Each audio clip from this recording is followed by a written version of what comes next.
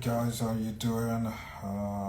Today is going to be my first day of doing office hours. So, in the past, what's happened where a lot of people have stated that it's been difficult to get hold of me, and I'm in 2026 right now. And what I mean by that, I don't do New Year's resolutions. I basically make sure I take actions. I do New Year commitments where I have no choice but to commit to the process of resolving my problems. In 2026, you're going to see a lot more transparency. So what I'm currently doing right now, how you doing, Deborah, is really just trying to make things more accessible. Now, I've always had a virtual office for over 7 years now. And what I do within my virtual office is that I allow people to be able to come into my virtual office, team, staff, agents. Now I'm thinking that I can actually have my clients come into my virtual office where they'll go into my Zoom or my Google. They'll meet the team, so instead of actually going into our office directly, they'll meet them in real life. And then what happens is that you'll be transferred into a meeting room. If I can respond to you straight away, I'll respond to you straight away. And that is really where the world is going right now in regards to being more connected, being more accessible, and being more interactive. Because another thing I'm currently working on right now is basically getting information to people a lot more quicker.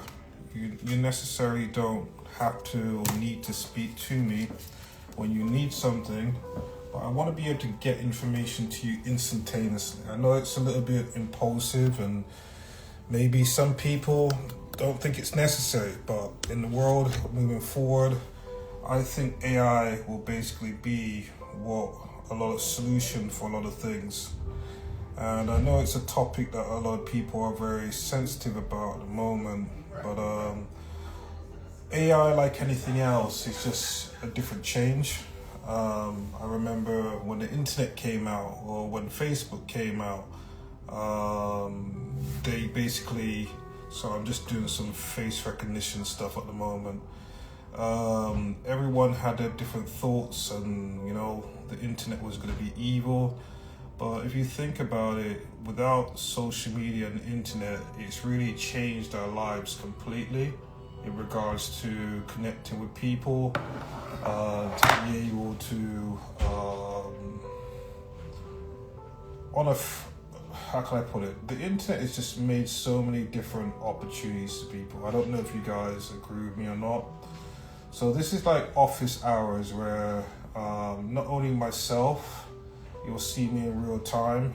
At the moment, I'm just trying to work on the face recognition at the moment while I'm working. And the reason why I'm doing this, a lot of people don't really know what we do as agents and investors. They see us out in the field but don't understand that there's a lot that goes into what we do in the background. And there's a lot that there's a lot that we have to prepare for. There's a lot of things that we have to organize. There's a lot of research, and I'm typically training every single day. So I got coaching calls, I got Zoom calls, I've got a ton of emails that I need to go through. I got staff members that I need to coordinate with. So most people have no idea what's involved in the process of providing the end solution as an entrepreneur. And that's really what my aim of all of this is at the moment, which I'm just trying to get this facial recognition thing to work. Okay, that didn't work. Okay, well, that didn't work. So what I just basically said is that being more accessible within office hours, answering any questions that you have. A lot of people really want to know how I do or what I do or how I'm doing it. So I'm just trying to make myself more accessible. And what I really want to do, which I tried to do this in the past, I think it was overcomplicated, where I had people go into like a virtual world avatar. I don't really like games, so that doesn't work for me. I want to speak to people. So what I'm doing now is making it available that when I'm in office or I'm in my computer and I got the time to ask a direct question, and sometimes questions that other people are asking helps to educate people. Some questions that people ask apply to other people, and sometimes people are just nosy and they just really want to learn or see what needs to be done. It doesn't really matter. The other thing is that the reason why I'm doing this is because I've understood over the last couple of years personalities and alignments where a lot of people have a lot of misconceptions of myself in regards to they see a lot of the social media stuff and how can I put it nicely? What's the right way to say this? They concoct what they want to think in their minds. Where for this is about money for me, guys. This is about impact. And if you haven't really taken the time to look through why I've done my stories and different things, this is really about like me changing as a person, me developing. I used to make a lot more money than what I'm making right now, and I can go into a whole different subject or topic about money, but that's not what I want to do today. But what I would say to people is not what it cracks out to be or what it seems to be. And what it did, it just kind of left me very empty, hollow. It caused more problems because it wasn't even that I had money, it was that I was doing a lot of different businesses, and for a normal person, they see a lot of zeros in your bank account, but they're not understanding the type of bills that you have. Like I said, when we're doing portfolios, our mortgage on our portfolio per month is $250,000. Now, per month, not per year, per month. So when people see things that and say, hey, why are you stressed? We've got real different kind of situations.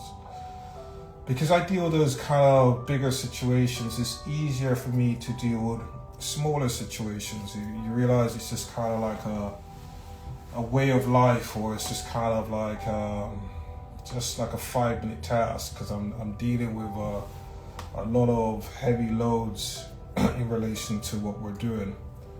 But what I've realized since I stopped doing as many real estate tours and events and stuff, what's happening is that people are meeting me, and I don't know, there's an assumption that a big preconception, whereas in the past most of my business comes purely from referral. I intentionally built my business like that for many years, that if I didn't know you, I didn't know where you came from, and I just wouldn't do business with you, because I wanted to make sure my testimonies came from my clients or my network, so I didn't have to go through this whole process of trust. And that's something that's important to me, integrity and trust. That's one of our core values as an organization, that we always want to make sure that's in the middle. But my back to my point, or why I'm doing this, is that during this process of chasing, I call it rainbows, because I've been doing business longer, probably half of my life, 25 years plus. So a lot of people don't just know me from a real estate point of view. People know me from different things, but the main thing that has fueled my business has been real estate. And I explain to people that it's just a tool that helps you to be able to back yourself, because there's no bank that's backed me in the past. There's no private individual and all these different myths and these different things. It's purely been the grace of God, and even at the time when I didn't even know what that meant, and being able to have assets that if I wanted to buy something or invest in something or build something, I'll just refinance one of my houses. I didn't really have to ask anyone any permission to do anything. And that's really what I really talk to people about, the power of ownership, because most people don't really even understand the levels of the power of ownership. They kind of take it for granted. They don't understand that it's a foundation to build your family, your life on. And I'll tell you, like, some things, and that's why I feel that I need to do what I'm doing now, because I remember the time when, hey, happy Wednesday, Sebastian. I didn't realize that everyone was here. Hi, Sydney. Hi, Tanya, Reggie, Deborah. So I'm there rambling on and not paying attention. Sorry. Happy Wednesday. Now I've lost my thought process, Sebastian. Anyway, yeah, I remember like in a time like now where people have been laid off from work, and I think about like the times when I've gone through financial difficulties, and it's really just my real estate that really sustained and preserved me in my business and in my life. And like, for example, we've got a government shutdown right now, and I tend to just try and not get into the politics of life, because my whole thing is that God is in control. If I read into these people, you'll go crazy. Like, you know, people always have their different agendas, but I always believe that God is in control of everything that happens. It doesn't matter if it's good or bad. There's something that's going to come out of it that's going to give glory. So, back to real estate. If I was living in rented accommodation and I didn't own since my 20s, then after, I think it's 3 months, after 3 months, he'll be looking to kick you out. Whereas when you own a home, when you're going through financial difficulties, you can interact with your lender and be able to kind of, I shouldn't really be reading contracts while I'm on Instagram live, and I should be paying attention. That's my deeds and stuff. So let me not do that right now. I'll make no mistakes. Just focus. Yeah, so I would have basically would be homeless. Whereas I've been impacted from business. I've worked in 9 to 5, where I remember in my 20s that I was laid off 3 times in 1 year. And that was one of my biggest impacts in my life. I remember I couldn't even afford $20. Find food to eat, and I remembered I'd never make that situation happen to me again. And being able to call the banks and say, hey, I need some time. I need to basically have a couple of months that I don't pay, which is called a forbearance. Or like, you know, I'm going through this in business right now, and I projected that I need some help for another 6 months. Those are the kind of things, or the benefits of real estate that helps you in life, especially when you've got a family, because when you can't pay your bills, it really impacts your family, and it comes back to why I do what I do right now. So as life went on, I realized that real estate isn't just about making money. It's about stability. It becomes a part of your DNA. I remember as working in a 9 to 5, I just had a level of confidence where I used to tell my managers that, hey, remember that I do real estate. Don't talk to me in a certain way. I can leave right now. And even though I didn't throw it into people's faces, people just knew that there was a stability, there's a confidence, that when I worked in a 9 to 5, it was because I wanted to, rather than I had to, which makes a big difference, completely a huge difference. And what I usually say to people that ownership, or the right to ownership, is important. A lot of it is really miseducation sometimes, whereby your family may have never owned before, or you're not aware about the options to own. And even for me, when I own, or in the beginning, even though I owned a lot of homes, I really didn't have the education behind it, because I still operated from a space of scarcity. What I mean by that is I was always scared of everything, always scared of losing everything. And that's really a very dangerous thing in regards to, I'm just jumping onto Facebook Live at the same time. Being scared to lose everything, it drives all different parts of your life. So for the guys that are just jumping onto the live right now, what I'm just doing is office hours. Let's see how long we go today. I've been operating a virtual Zoom link for the last 7 years, where agents and some of my clients come into the Zoom link to meet my team. I'm typically in one of the meeting rooms, so you'll come into the main room, and then if I'm not scheduled within an appointment, what you basically happen is that you go into one of the meeting rooms, and then you're able to get what you want in real time. I've been building our business based on being more interactive, being more intentional, being more structured, because people want information ASAP in real time. And if I can help to accommodate that, then that's really what I'm trying to figure out and do right now, be more interactive.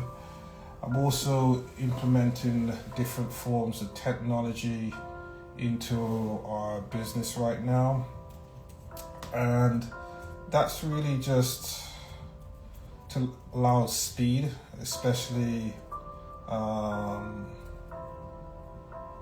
of hours. For some reason, a lot of people want to contact me 2 and 3 o'clock in the morning for some reason, but that's to accommodate them as well, to give them instant information. I didn't take offense to it. What I did, I looked at my numbers and just saw that, hey, maybe there's a lot of people that work night shifts, which basically I need to accommodate. They're contacting me and they have to wait until the following morning. And then typically after the following morning, how you doing? KR Direct, Queen City Rick. Hi, good morning, how are you? So if you jumped onto the live, we're just doing our office hours at the moment. And it's just like I said, the main complaint that I've heard so far is that, Darrell, you haven't been so accessible. A lot of people don't understand what we do as entrepreneurs. They see us out in the field, but they don't understand a lot of preparation, training, research, contracts, organization, training, all kind of things we have to do on a daily basis, where they look at our commission checks sometimes and they don't really completely understand what it takes to work or build an operation with systems, processes, controls, staff members, team, payroll, HR, all that kind of stuff. So my aim of this is really not just to provide more access, but to really show people what we do. So I was speaking about benefits of home ownership that people don't talk about, my own personal benefits of when I've gone through financial difficulties.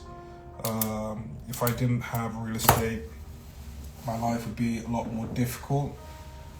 Being very blessed in that situation. It hasn't been easy. I'm not going to say to you it's been simple and easy. I would even say to you when it comes to a breakdown of relationship, if I didn't have my real estate while you're going through different things to support you or to recover or whatever it is, my life would be completely different. There's a lot of things that people don't speak about, like intrinsic benefits of having your children in a home where I don't have to be worried about where I want to put pictures and putting holes in the wall, or how much noise you want to make, or my kids want to run around and shout and stuff. All of these things make a difference. So what I'm just trying to do is let people think about ownership in a different way, because I realize everyone's talking to me about money and ARVs and cash flows and ROIs, and I'm saying that pay your own bills rather than paying your landlord's mortgage. That investment, that money, which is usually 30% of your income, in some places in New York it's 50% of your income, that should be going into you. You should be seeing your house like a bank account where it's being paid down, and it's like a savings account. You're paying it down. You're getting the benefits of paying it down to get into a stage where you're debt free, and not having overheads basically will help you tremendously in regards to whatever life you want to live, rather than if that money is just going to a landlord, it creates a lot of difficulty. Now, here's $100 million question in regards to, most people say, well, that's all good and dandy, but how do I start? I'm just about making it right now. I'm just about being able to pay the basic provisions. I'm just about making ends right now. So if I can just about make my basic needs per month, how am I going to be able to buy a home? And what I explain to people that it's information. Information is your currency.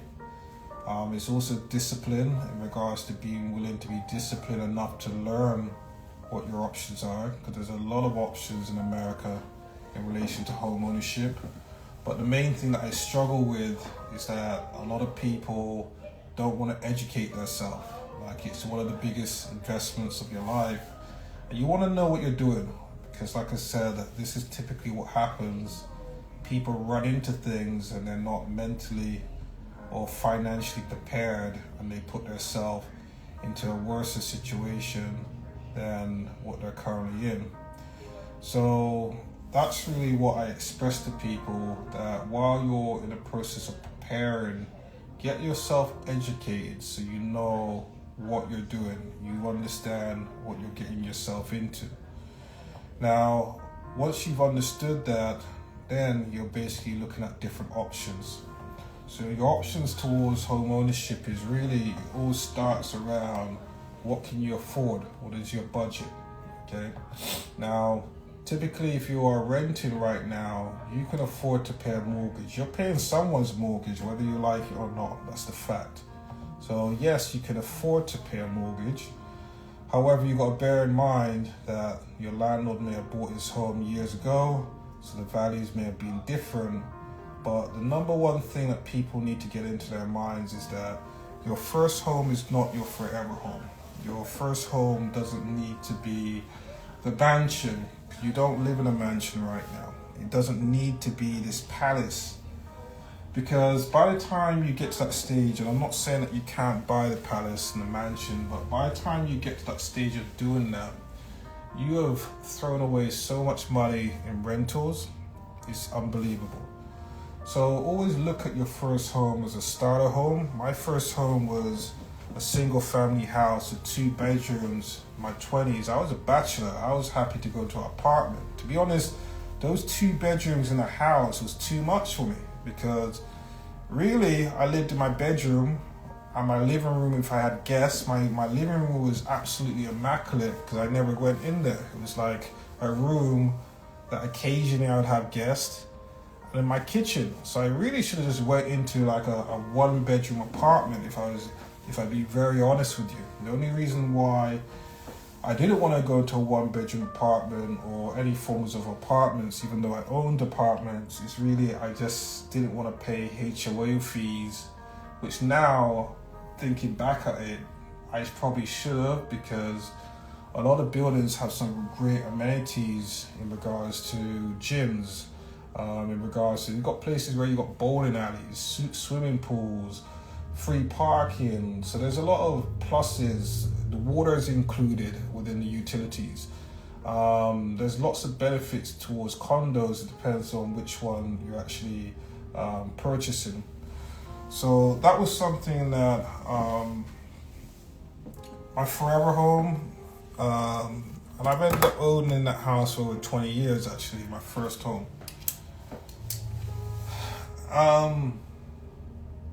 I would say to you, within the first 2 years, you're finding your feet. And around about the 18-month period, you would know whether you want to stay within that home. A lot of my clients in the last 24 months, I've got to 18 months and they've just sold. I don't have any kind of... I do actually have a viewpoint on that. But I also have to bear in mind that everyone has life circumstances that happen, and you can have a plan and life happens to you. So even though in the first 2 years they've sold their homes, some of them, like, and this is what I learned from real estate, that the average person has never saved $1,500 in their bank account before a savings, much less 5,000. And then you discover that you have $100,000 or $200,000 that you can have access to. For a lot of my clients, that's blown their mind. It's blown their mind, depending on how they've been kind of brought up. So, you know, it's kind of like winning the lottery, especially if your viewpoint is like, you know what, that money can help you today to help you with your next move. So I understand. Or some of them weren't working or had kids.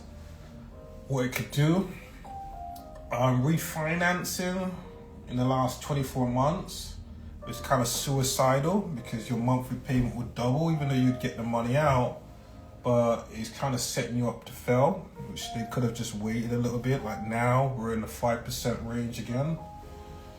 And then some of them just had they want to go on holiday, they want to buy cars and stuff. That's really what it is. But what I always say to the guys that have sold, I say that taking your chips off the table, that I always explain that your first home is not your forever home, but your first home is your biggest liability. The plan that I teach my guys is that after 12 months, we're buying another home. So that other home is now your investment home to help you with your current home right now. As you're getting help with your current home right now, what you should be thinking about is that, okay, I'm getting help with my current home, whether in cash flow, rental income, or appreciation, which is another thing that I've been trying to explain to people. Have a bigger vision. Just give me 2 years or even just 1 year of, you're thinking about how much money you're collecting per month, but I'm saying, what are you making at the end of 12 months? Don't watch the rental. I'm not into the business. I've done this so long that I focused on the rental, where I had a short-term vision of, I want to make 800, 1,000. But the truth is that when you start having tenants, there's always problems. Like $800 a month. Sometimes I was only earning $100 a month. Then the toilet, something breaks. So whatever I earn typically went back into the house. So now I've really got a mindset of appreciation. What am I gonna make? What am I gonna make by the end of the year that I can either refinance or even sell if I got to sell? Because now we're not talking about my residential home. Now we're talking about these are chips on the table. But when you sell, my only qualm I have with some of my clients is that this is an old school way of thinking where I've learned a lot from older people. You always save between 10 to 20%. You tithe 10%, or if you're not someone that believes in faith, you give 10% to charity. The other amount, you look at how much you need to invest, because your overheads, you're looking at around about 30% in regards to your income of overheads for your household. You've not talked about recreation, clothing, all that other stuff. So you have to divide up your life in regards to what am I going to have as disposable income. And this is where the investments come in, where it allows you to pick. Like each of my houses, I used to just call them my kid's name. And it's before I had kids. Like I bought houses for my kids before I had children, before I had a wife. And that's really where you have to be someone that's willing to kind of think ahead in regards to what you want. It's not even a legacy thing. What do you want your life to be? Because legacy, that comes later on. A lot of people are getting caught up in that. How are you going to think about legacy when you've not even got the foundation right? So what I'm saying to you is that your planning, your financial planning, your outlook, you can't just get up one day and think about it. You got to surround yourself with people that have done it. Go and talk to your grandmother, grandfather. Go and speak to older people. Like, they have wisdom. And the thing I like about older people is that they don't have time to waste. So they just tell you the truth. Whether you want to accept it or not, they just tell you, it doesn't matter. There's AI technology, the world has changed. Old school still works. So, like I said, we're in a new world right now. You need assets around you. Your income, unless you're in business, isn't really going to surpass inflation unless you're in a really high skilled job over 500,000.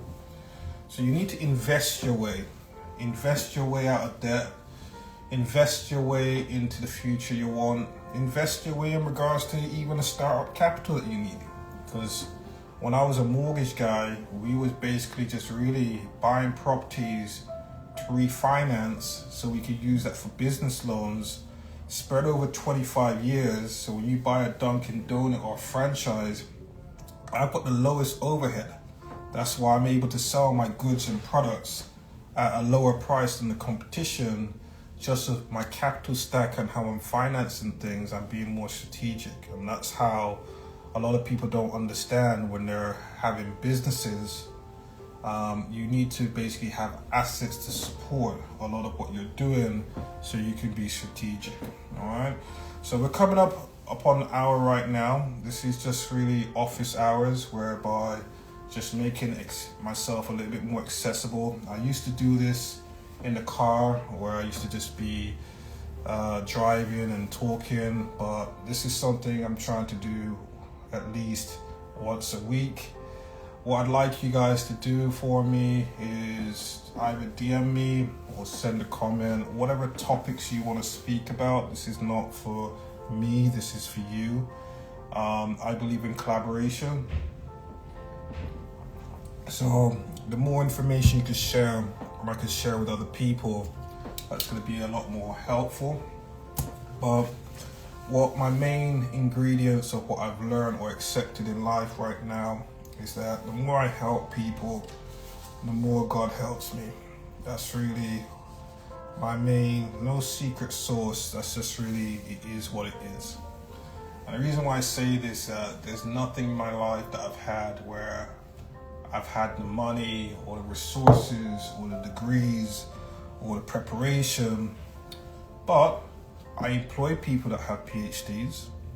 I employ people that have millions of dollars. I employ people that can really help me. And I'm saying to you that if you really focus and you lock in right now, all this distraction that's happening in the world right now is actually opportunities if you have the right mindset. Every time there's a shift, every time there's a change, every time there's a different vibration, you got to lock in and understand how can this benefit me and my family and my community. Because you can either, you have a choice to do two things. You can sit back and cry about it, or you can do something about it. And a lot of things that are happening right now, we're not government officials, so there's not much you can do about certain things. But what you can do is play your part and make sure that your family's protected, your mindset's protected, you're being informed, you're getting the right information, and just taking your own life into your own hands in regards to what you need to do to kind of move things forward. Okay, so we come up on the hour right now. This is my office hour, and like I said, what I'm trying to do is really make myself accessible. If you guys want to come into the live, happy to do that, answer any questions, get what you want in real time, hoping that someone else will learn something in the process. And like I said, for 2026, I will start talking about how I see that, and you've realized that I'm not going to say I've always got it right, but some of the things that I've said in the past and they're coming to pass right now, I hope many people have actually benefited or aligned themselves in a way where they're not being affected negatively. So like I said, right now, people are in a lot of personal debt. COVID has really changed a lot of people's mindsets. Apart from the personal debt, what you're seeing now, people have to sell. It's not that they need to sell. These low interest rates will go. A lot of people have to give them up. What I'd love the government to do is let those rates be assignable to other people. They've done it before, assumable. That would help tremendously in many different ways. But you have to understand it has to get worse before it can get better. And that's really this is just the beginning of it, to be honest, guys. This has happened in many different countries. So you just have to really prepare yourself and family and really look at how to sustain, how to elevate, how to scale, how to consolidate if you need to consolidate, get as lean as possible. So going into 2026, there's going to be a lot of great opportunities depending on what side of the fence you're standing on.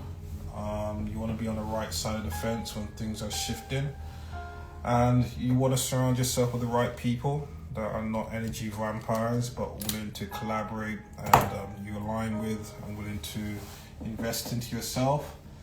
And that's really what we're looking at. So I'm working really hard in regards to more preparation and being more disciplined in regards to making sure I'm working with the right people, which is taking a lot of time, but it feels sometimes like I'm taking 20 or 50 steps going backwards, but I understand it's necessary in order to move forward in the right way strategically. So maybe someone else is going through that situation and feeling that they're failing by going backwards, but you're not failing. It's just really necessary. It's like running a marathon, and if you don't train before the marathon, when you're in the marathon, you're gonna die. Like you got the ambition that you want to run the race, but you don't have the skills, you don't have the energy, you don't have the discipline. So you have to go into a level of training or incubation to be able to do that. All right. So have a blessed and productive day, and I'll speak to you guys soon. Take care. Bye.